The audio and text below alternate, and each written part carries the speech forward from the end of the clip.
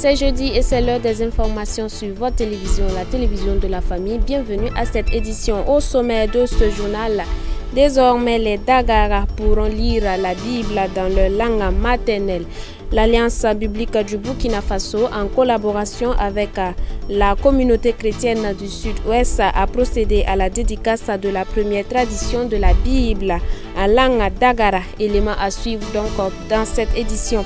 Et puis plus de 300 nouveaux immigrants juifs en provenance d'Éthiopie sont arrivés en Israël, accueillis en grande pompe par le Premier ministre. Une arrivée qui s'inscrit dans la mise en œuvre de l'opération Rock of Israel qui vise à ramener 2000 juifs sur la terre promise d'ici janvier prochain.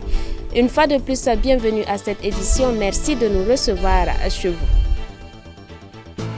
Ouagadougou abritera le 29 janvier prochain un événement dénommé les 12 personnalités culturelles de l'année. En prélude à la dite activité, les organisateurs ont tenu une rencontre avec les hommes et les femmes de médias pour une grande visibilité de la manifestation. Le point donc de cette conférence de presse avec Odette Zongena, Jonas Tondé. Chaque dernier vendredi du mois de janvier, un événement du nom des 12 PCA est organisé sur l'échiquier culturel burkinabé. Le rendez-vous de 2021 sera honoré, foi des organisateurs qui ont convié la presse en prélude à la tenue de la 9e édition de la manifestation culturelle les 12 personnalités culturelles de l'année. De récompense, il ne faut pas qu'on se limite uniquement sur un environnement bien défini. Et puis c'est l'ensemble des acteurs et des personnalités culturelles du Burkina Faso. Ce n'est pas de Ouagadougou. Donc au fil des ans, on a compris qu'il faudrait qu'on élargisse véritablement l'assiette, si je peux m'exprimer ainsi. Parce que c'est les 12 personnalités culturelles de l'année et c'est les personnalités culturelles du Burkina Faso. Réservée aux acteurs culturels, cette tribune de récompense verra la remise de 12 trophées et de 8 trophées d'honneur dans les 12 catégories nominées qui sont... 6e catégorie, c'est l'acteur-actrice de l'année. On est dans le cinéma en ce moment. 7e catégorie, c'est l'artiste musicien de l'année. Ça, c'est une catégorie qui revient fréquemment au niveau des 12 PCA. Donc, il y a le maître de cérémonie de l'année, ça c'est la 8e catégorie. 9e catégorie, c'est l'artiste peintre de l'année. 10e catégorie, c'est le festival de l'année. 11e catégorie, l'animateur radio de l'année. Animateur, animatrice aussi de l'année. C'était plutôt la 10e catégorie. Donc la 11e catégorie, c'est le featuring de l'année et la 2e catégorie, l'arrangeur de musique de l'année. Cette 9e édition sera axée sur le thème résilience, un choix qui se justifie pleinement, en croit le promoteur, au regard de la crise sanitaire liée à la Covid-19. Avec une entrée purement gratuite, l'événement verra la prestation d'artistes confirmés et des artistes en herbe. C'était le premier titre de cette édition. L'Alliance biblique du Burkina Faso, en collaboration avec la communauté chrétienne du Sud-Ouest, a procédé à la dédicace de la première traduction de la Bible en langue nationale Dagara. L'objectif est de permettre à la communauté Dagara de mieux s'imprégner de la parole de Dieu et d'élargir l'évangélisation. Les détails avec Antoinette Bénon.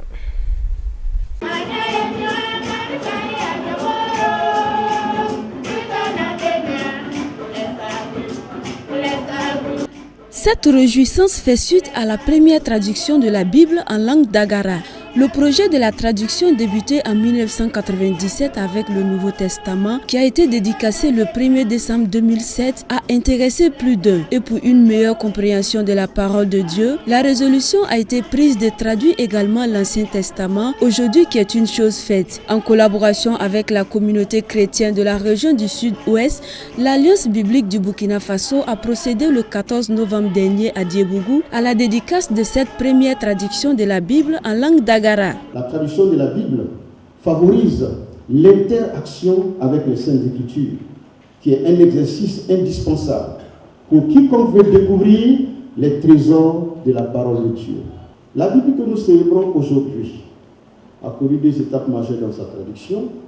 La première phase a consisté à la traduction du Nouveau Testament, qui a débuté en 1997, et dont la dédicace a eu lieu ici même le 1er décembre 2007.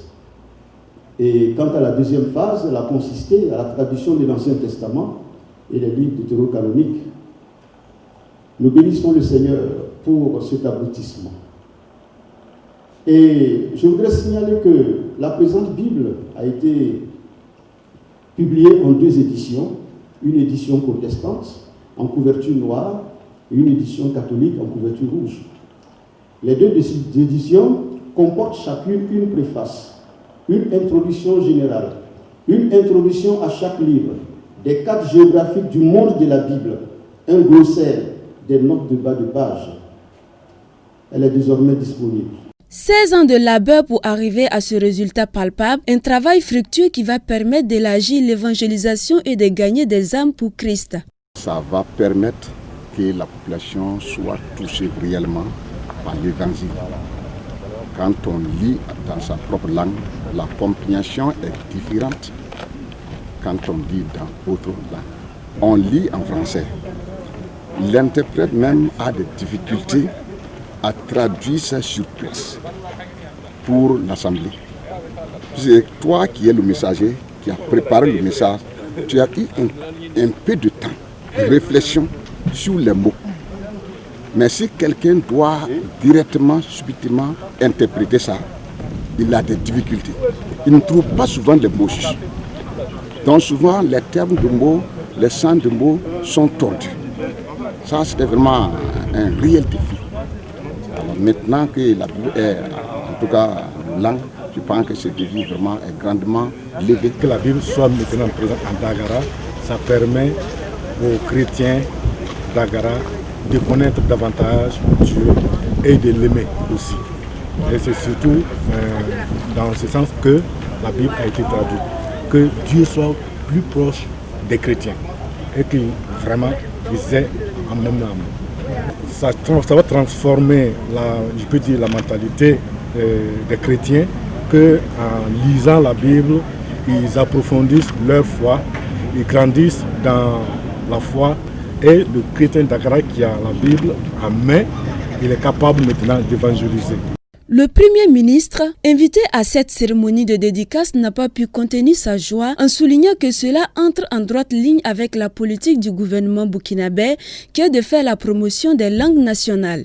Cette œuvre gigantesque est un exemple de réussite de la politique du gouvernement en matière de promotion des langues nationales.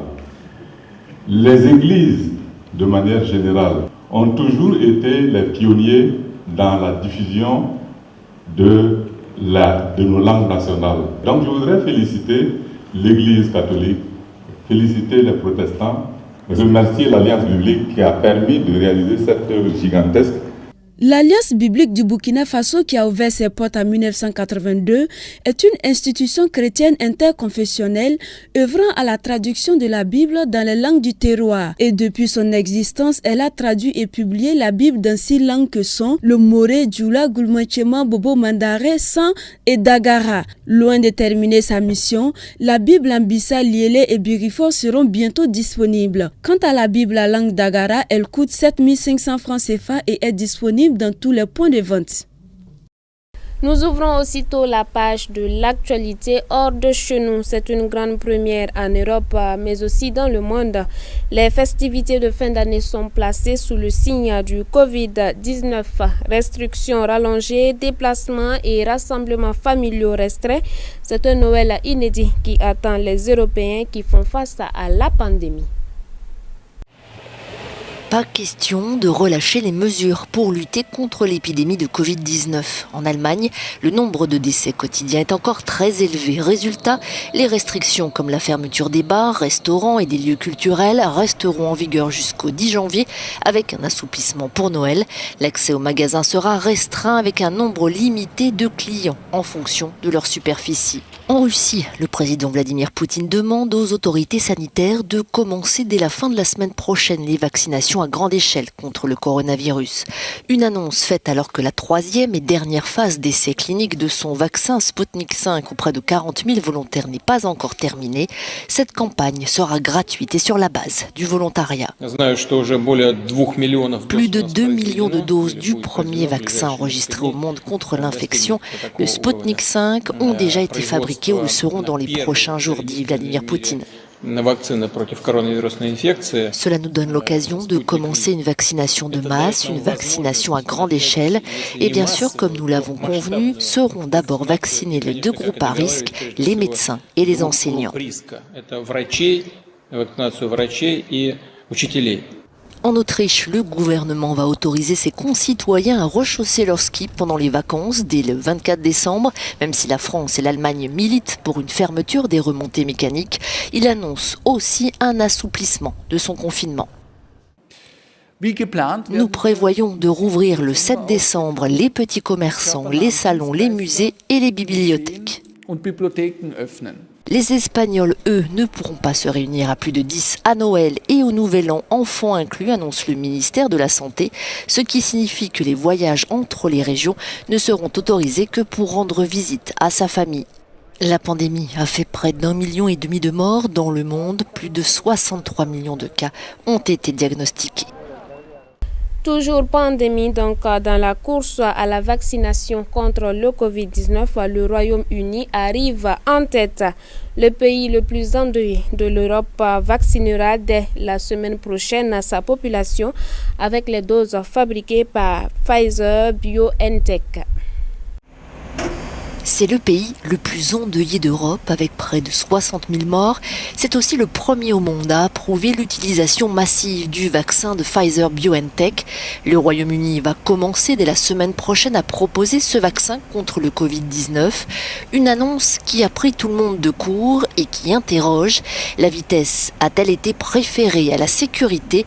Des doutes balayés par Boris Johnson, le Premier ministre britannique. Nous avons attendu et espéré le jour où les projecteurs de la science identifieraient notre ennemi invisible et nous donneraient le pouvoir d'empêcher cet ennemi de nous rendre malades. Aujourd'hui, les scientifiques l'ont fait.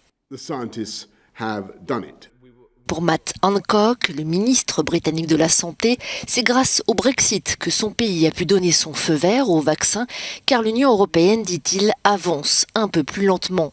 L'agence indépendante britannique de réglementation des médicaments explique, elle, avoir mis en place une procédure d'examen continu, un travail jour et nuit, ce qui a permis cette avancée sur le front médical.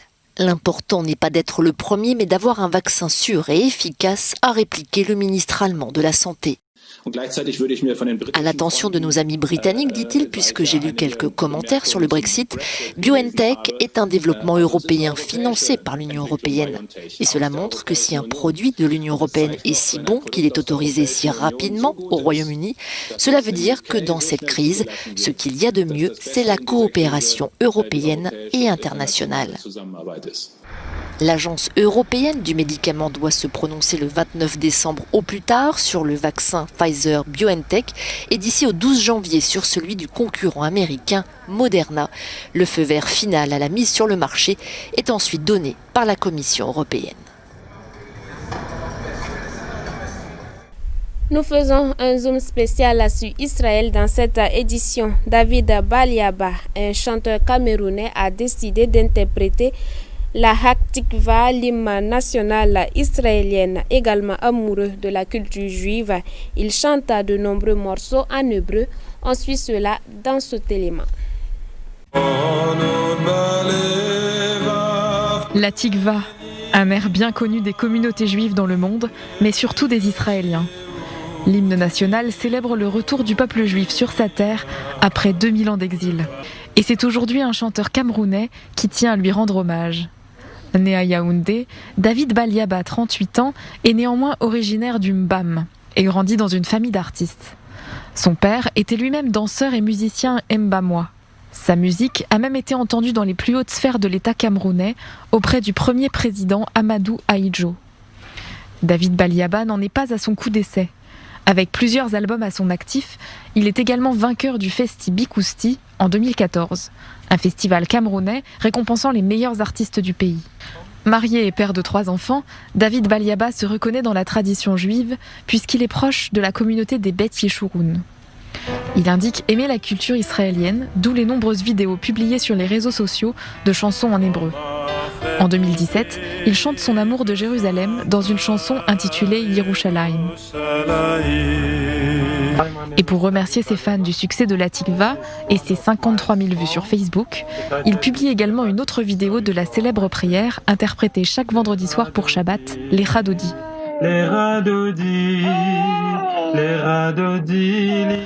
Ce n'est pas la première fois que le chanteur camerounais interprète l'hymne national israélien. En 2015 déjà, il se produisait à Yaoundé pour l'Institut français avec ce même air.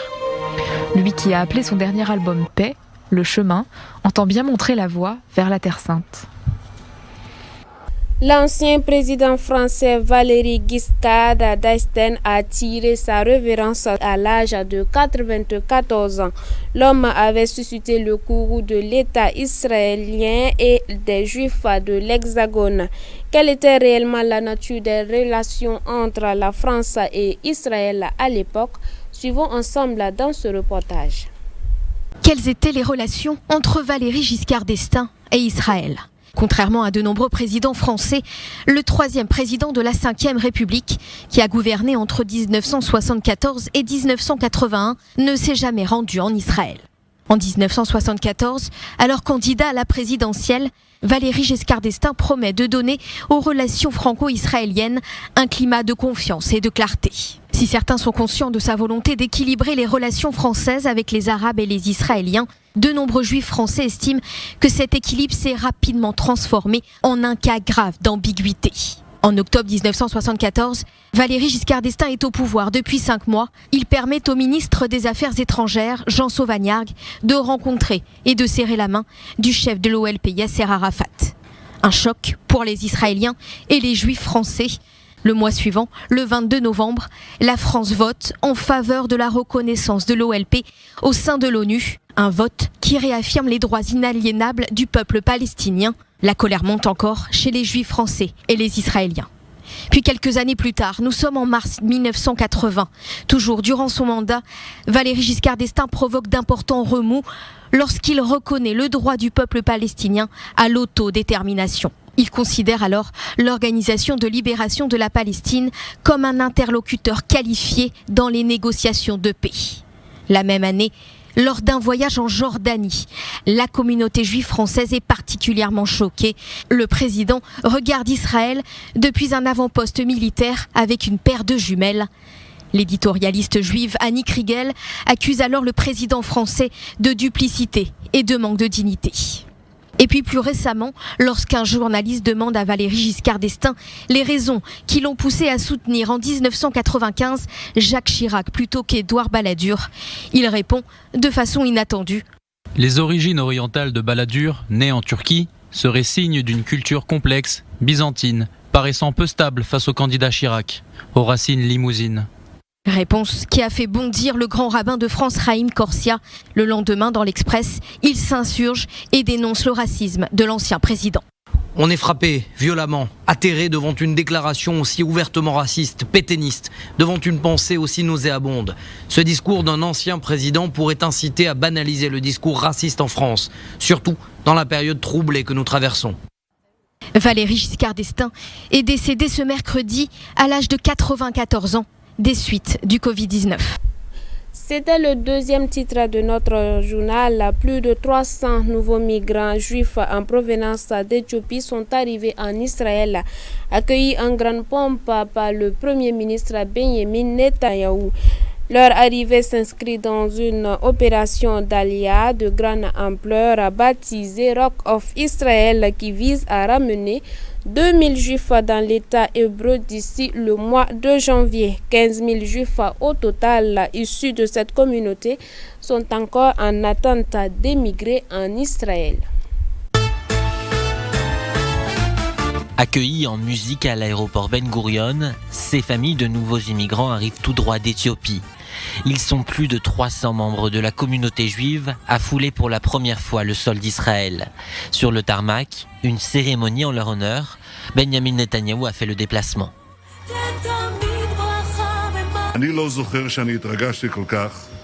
Moi, je ne me rappelle pas avoir été si ému, depuis plusieurs années, d'une vision sioniste comme celle-ci, tellement belle.